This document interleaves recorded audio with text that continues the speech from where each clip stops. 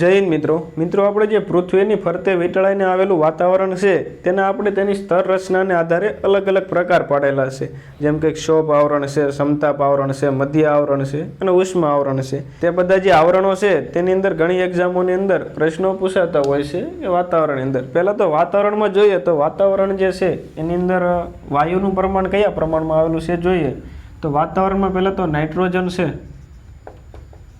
એ 78% જેવો આવેલો છે. એના પછી ઓક્સિજન છે એ 20.99-95% જેવો આવેલો છે. એના પછી આર્ગન વાયુ છે એ 0.95-93 જેવો આવેલો છે. એના પછી કાર્બન છે એ 0.03% આવેલો છે. યાદ રાખજો 0.3% નથી, 0.03% છે. એના પછી અન્ય ઘણા બધા વાયુ છે 0.04 જેવા પ્રશ્ન આવેલા છે. બરાબર, આટલું જે વાતાવરણ છે તેની રચના છે તેમાં આટલા વાયુઓ આવેલા છે. આ જે છે એ વાતાવરણમાં વાયુની ટકાવારીઓ છે, ઘણી બધી વાર પૂછાતું હોય છે. તેના પછી વાતાવરણ છે તેની સ્તર રચનાને આધારે આપણે વિવિધ પ્રકાર પાડેલા છે. તેમાં પ્રથમ આવરણ જે છે એને ક્ષોભ આવરણ કહેવાય છે. એટલે પૃથ્વી સપાટીની જે નજીકનું સૌથી પહેલું આવરણ છે તેને આપણે ક્ષોભ આવરણ કહીશું.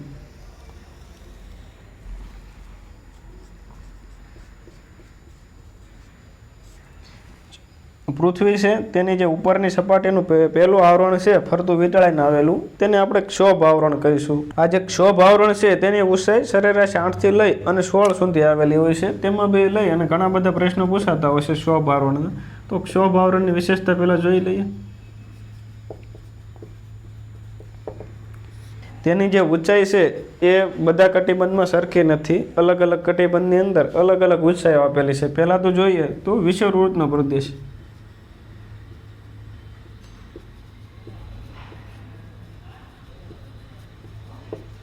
ત્યાં જે છે એ સૌથી ઊંચું છે, 16 કિમી જેટલી ઊંચાઈ છે વિષુવવૃત્તની અંદર.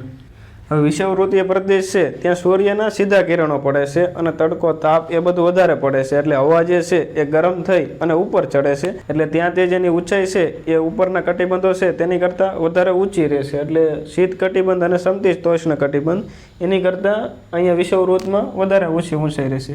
એના પછી બીજું કટિબંધ છે સમશીતોષ્ણ કટિબંધ.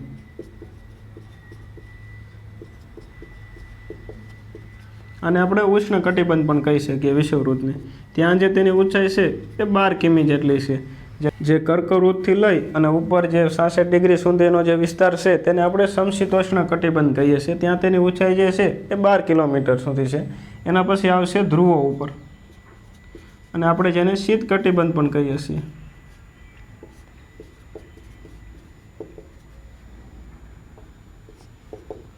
ત્યાં તેની ઊંચાઈ જે છે એ સરેરાશ 8 કિલોમીટર જેટલી રહેશે ધ્રુવો ઉપર.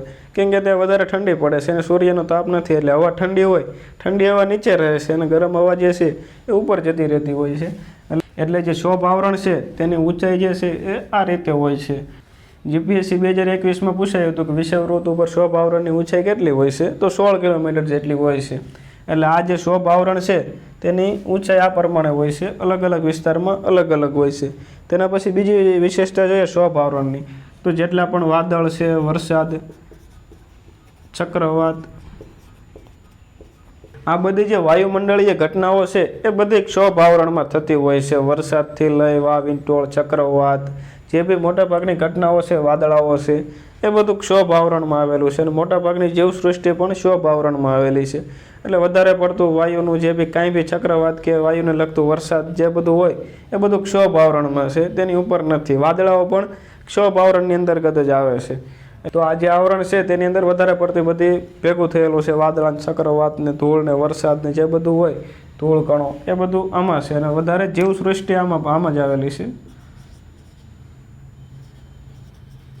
એમ કહીએ તો 90% ઉપરની જે જીવસૃષ્ટિ છે એ ક્ષોભ આવરણમાં આવેલી છે. અને એની ઊંચાઈ 16 કિલોમીટર સુધી હોય છે વિષુવવૃત્તના પ્રદેશમાં. તેના પછી એક જે હેલિકોપ્ટર છે એ ક્ષોભ આવરણમાં ઉડે છે. હેલિકોપ્ટર અને એરોપ્લેન એમાં ફેર હોય છે. એરોપ્લેન જે છે એ સમતાપ આવરણમાં હોય છે, પરંતુ જે પાંખિયાવાળું હોય છે હેલિકોપ્ટર એ જે છે એક શોભ આવરણમાં ઉડે છે, વધારે ઊંચાઈ ઉપર નથી જઈ શકતું કારણ કે તે પાંખિયાઓના બળ ઉપર ઉડતું હોય છે. એટલે જે પાંખિયાવાળું હેલિકોપ્ટર હોય તે શોભ આવરણમાં ઉડે છે, પરંતુ એરોપ્લેન જે છે વિમાન એ સમતાપ આવરણમાં ઉડે છે. તેના પછી જે શોભ આવરણ છે તેની અંદર જેમ ઉપર જતા જઈએ તેમ તેનું જે તાપમાન છે એ ઘટતું જાય છે. એટલે તમને કોઈ પૂછે કે ઉપર જતાં તાપમાન ઘટે કે વધે, તો પહેલાં કહેવાનું કયા આવરણમાં? ક્ષોભ આવરણમાં જે છે એ ઘટે છે, સમતાપ આવરણમાં સ્થિર રહે છે, મધ્ય આવરણમાં પાછું ઘટે છે અને ઉષ્મ આવરણમાં વધે છે. એટલે જે આ ક્ષોભ આવરણ છે તેમાં ઉપર જઈએ તેમ તાપમાન ઘટે છે. તાપમાન જે નીચું આવે છે, તાપમાન કેટલું નીચું આવે તો 165 મીટરની ઊંચાઈએ જઈએ તેમ જે તાપમાન છે એ 1 સેલ્સિયસ જેટલું નીચું આવે છે. બીજા શબ્દોમાં કહીએ તો 1000 મીટર એટલે 1 કિલોમીટરની ઊંચાઈએ જઈએ તેમ તાપમાન છે એ 6.5 ડિગ્રી જે છે એટલું નીચું આવે છે. એટલે 165 મીટરની ઊંચાઈએ ક્ષોભ આવરણમાં ઉપર જઈએ તેમ તાપમાન 1 ડિગ્રી જેટલું ઘટે છે. અને બીજા શબ્દોમાં કહીએ તો 1 કિલોમીટર ઉપર જઈએ તેમ 6.5 ડિગ્રી જેટલું તાપમાન જે છે એ ઘટે છે. અને આ જે તાપમાન છે એ ઘટતું અટકી જાય તેને આપણે ક્ષોભ સીમા કહીશું.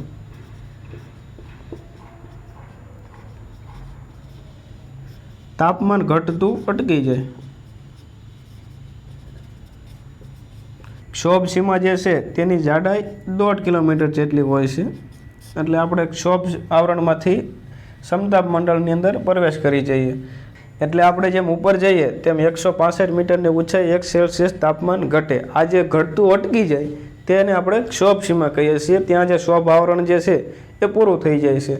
એટલે આ જે અહીંયા ઘટતું અટકી જાય 1.5 કિલોમીટર જેટલી 1.5 કિલોમીટર જેટલી લાંબી હોય છે ક્ષોભ સીમા. ક્ષોભ સીમા ત્યાં જે છે એક ક્ષોભ આવરણ પૂરું થઈ જાય છે. તો ક્ષોભ આવરણની અંતર્ગત એટલી બાબતો યાદ રાખજો. વિષુવવૃત્ત પ્રદેશમાં 16 કિમી હોય છે, સમશીતોષ્ણમાં 12 કિમી હોય છે, ધ્રુવ પ્રદેશમાં 8 કિલોમીટર, વાદળ, વરસાદ, ચક્રવાત જે બધું જે છે ગોટાઓ એ બધું ક્ષોભ આવરણમાં છે. જીવસૃષ્ટિ વધારે છે આમાં. હેલિકોપ્ટર એટલે પાંખડાવાળું એ લગભગ તો નહીં જ પૂછે, પરંતુ પૂછે તો પણ વિમાન જે છે એ સમતાપ આવરણમાં ઉડશે. એના પછી વિમાન પૂછે એટલે સમતાપ આવરણ જ લખજો. એના પછી 1 કિલોમીટરની ઊંચાઈ જતાં 6.5 ડિગ્રી જેટલું તાપમાન ઘટે છે. અને બીજા શબ્દોમાં કહીએ તો 165 મીટરની ઊંચાઈ જતાં 1 સેલ્સિયસ તાપમાન ઘટે છે. અને ઘટતું અટકી જાય તેને આપણે ક્ષોભ સીમા કહીશું.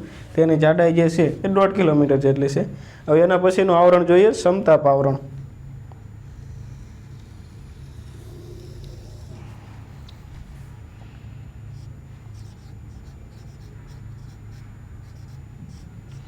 આ જે ક્ષોભ આવરણ પછીનો જે ભાગ છે બીજો વીંટળીને આવેલો ભાગ તે સમતાપ આવરણ છે.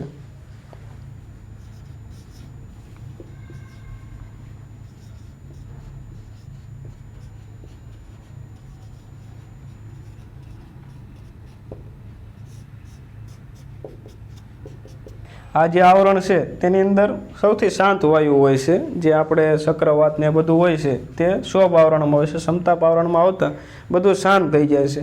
એટલે આની અંદર વિમાન ઉડે છે. જે આપણે એરોપ્લેન હોય છે તે આમાં ઉડાડવામાં આવે છે સમતાપ આવરણમાં. હેલિકોપ્ટર પાંખિયાવાળું હોય તે ક્ષોભ આવરણમાં. એના પછી અહીંયા જે તાપમાન જે છે એ સ્થિર રહે છે.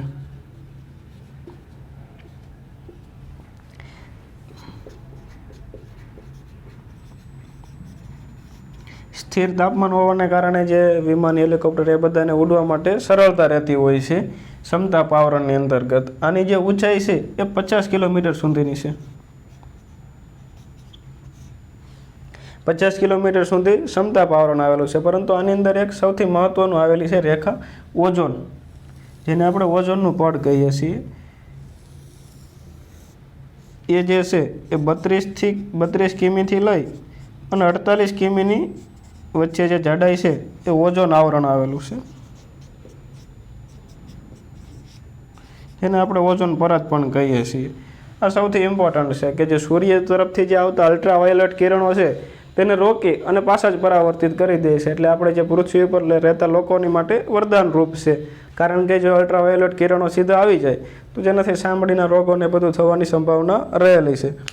એટલે ઓઝોનની પરત જે છે એ સમતાપ મંડળમાં આવેલી છે. યાદ રાખજો, સમતાપ આવરણની અંતર્ગત ઓઝોનની પરત આવેલી છે 32થી લઈ અને 48 કિલોમીટર સુધી.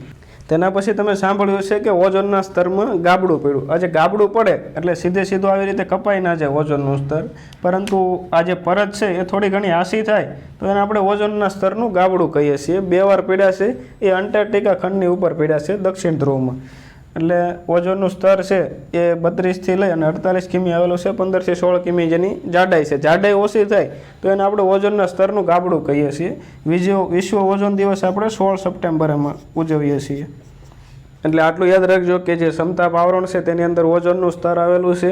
એના પછી વિમાન જે છે જેટ વિમાન એ બધા સમતાપ આવરણમાં ઉડે છે. તાપમાન ત્યાં સ્થિર થઈ જાય છે. એના પછી 50 કિલોમીટર જેટલી તેની ઊંચાઈ છે. એટલું યાદ રાખજો સમતાપ આવરણને લઈ. અને તેના પછીનું જે આવરણ આવશે તેને આપણે મધ્ય આવરણ કહીએ છીએ.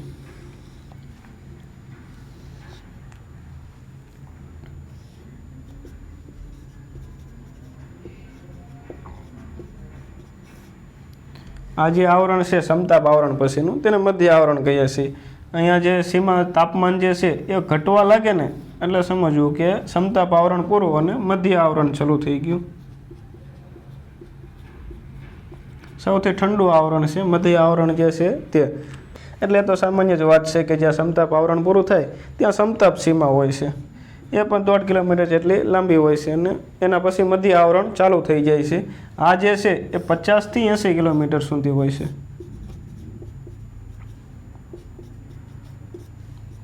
મધ્ય આવરણ જે છે એ 50થી 80 કિલોમીટર સુધી હોય છે.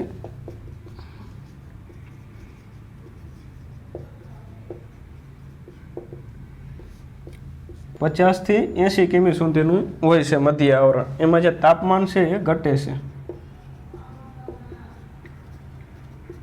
મધ્ય આવરણમાં ઉપર જેમ જઈએ તેમ તાપમાન ઘટતું જાય છે અને -90 થી 100 સુધી પૂગી જાય છે તાપમાન. એટલે સૌથી ઠંડુ આવરણ થઈ જાય છે. જે મધ્ય આવરણ છે તેમાં વધારે કંઈ નથી, પરંતુ 50 થી 80 કિલોમીટર સુધી હોય છે એટલું યાદ રાખજો. અને તાપમાન ઘટે છે, ખાસ યાદ રાખજો. -90 થી -100 ડિગ્રી સુધી જતું રહે છે, જ્યાં સુધી તેની સીમા પૂરી થાય ત્યાં સુધી. એટલે સૌથી ઠંડુ છે. આ જે મધ્ય આવરણ છે એ સૌથી ઠંડુ છે. એના પછી લાસ્ટ આવરણ આવશે ઉષ્મ આવરણ.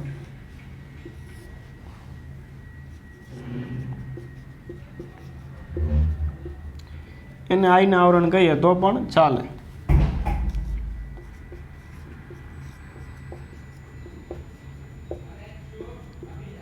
એ 50 થી લઈ અને ઉપર સુધી હોય છે 640 કિમી સુધી. કારણ કે એના 2 ભાગ પડે છે. એક તો આઈના આવરણ અને બીજું જે છે એ આવશે બાહ્ય આવરણ. આજે 640 કિમીથી ઉપર જઈએ પછી બાહ્ય આવરણ થઈ જશે. આમાં જે છે તમે ઉષ્મ આવરણમાં આવી જાઓ એટલે તાપમાન અહીંયા ઘટતું થયું એ હવે વધવા લાગે અને જ્યાં પૂરું થાય ત્યાં મધ્ય આવરણની સીમા કહીશું. એ તો બધામાં છે. જ્યાં ક્ષોભ આવરણ પૂરું થાય ત્યાં ક્ષોભ સીમા, સમતાપ પૂરું થાય ત્યાં સમતાપ સીમા અને મધ્ય આવરણ પૂરું થાય ત્યાં મધ્ય સીમા. અહીંયાથી તાપમાન વધવા લાગે છે.